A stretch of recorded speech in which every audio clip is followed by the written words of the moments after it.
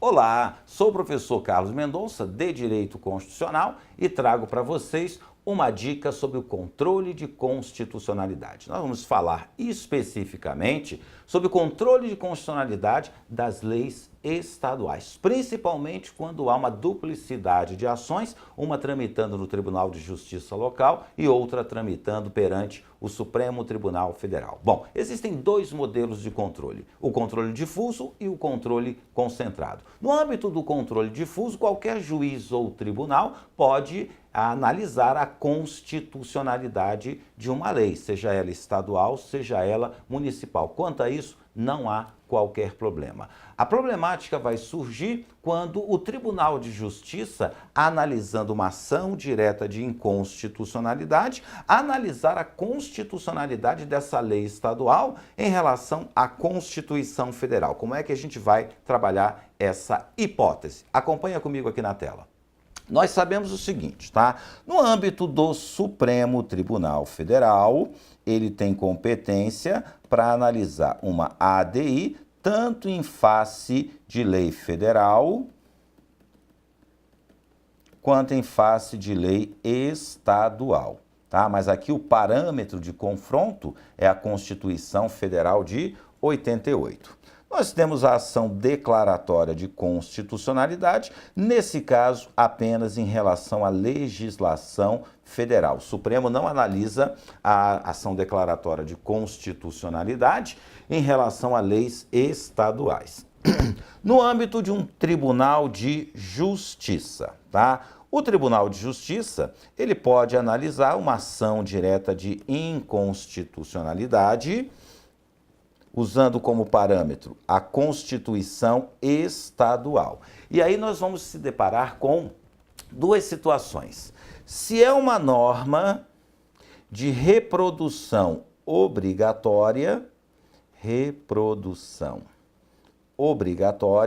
ou seja, a Constituição do Estado reproduziu de forma obrigatória um dispositivo da Constituição Federal, a eventual decisão em ação direta de inconstitucionalidade proferida pelo Tribunal de Justiça, ela pode ser alvo de um recurso extraordinário, tá? Para o STF. Agora, se não é uma norma de reprodução obrigatória, é uma norma de reprodução facultativa. Tá? Então, é um dispositivo da Constituição Estadual que, por imitação, copiou uma norma federal, da Constituição Federal, mas não havia necessidade dessa cópia. Nessa situação, a decisão proferida pelo Tribunal de Justiça não cabe recurso para o STF. Tranquilo?